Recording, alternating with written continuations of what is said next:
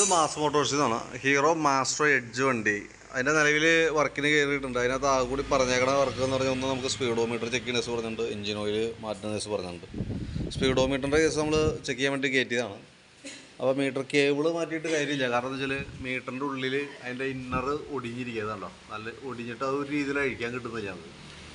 അപ്പോൾ അത് ശരിക്കും പറഞ്ഞാൽ ആ മീറ്റർ അസംബ്ലിയെ പാടി മാറ്റിയാലാണ് അത് റെഡി ആവുള്ളൂ. കാരണം എന്താ വെച്ചാൽ ഇത് ഇങ്ങനെ ഊരി കിട്ടില്ല. ഒറ്റ ബോർഡായതുകൊണ്ട് തന്നെ അഴിച്ച് റിപ്പയറിങ് നടക്കില്ല.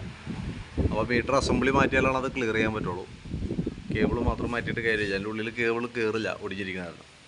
പിന്നെ അതുകൂടാതെ നമ്മൾ അതിൻ്റെ എഞ്ചിൻ ഓയിൽ മാറ്റുന്ന ദിവസം പറഞ്ഞിട്ടുണ്ട്. ഓയിൽ നമ്മൾ ചെക്ക് ചെയ്യുന്ന സമയത്ത് ഓയിൽ ഒട്ടുമില്ല. ഇപ്പോൾ ഓയിൽ വണ്ടിയിൽ നിന്ന് ഊറ്റിയതാണ്. ആകെ കൂടി ഒരു 50 മില്ലി 100 മില്ലി തികയില്ല, അത്ര ഓയിലുള്ളൂ. നമുക്ക് 800 മില്ലി ഓയിൽ വേണം വണ്ടിക്കകത്ത്. അപ്പോൾ നിലവിൽ ഓയിൽ കത്തി പോകുന്നുണ്ട്. അതുകൊണ്ടാണ് ആ എഞ്ചിൻ്റെ ഓയിൽ ലെവൽ കുറഞ്ഞു പോണേ.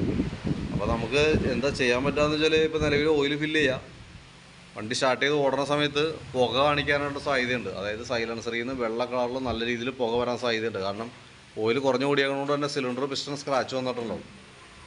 അപ്പോൾ സ്വാഭാവികമായിട്ടും നമ്മളിപ്പോൾ പുതിയ ഓയിൽ ഫില്ല് ചെയ്തിട്ട് വണ്ടി ഓടുമ്പോൾ എഞ്ചിൻ ചൂടാവുന്ന സമയത്ത് സൈലൻസറിൽ നിന്ന് പുക വരാൻ സാധ്യതയുണ്ട്.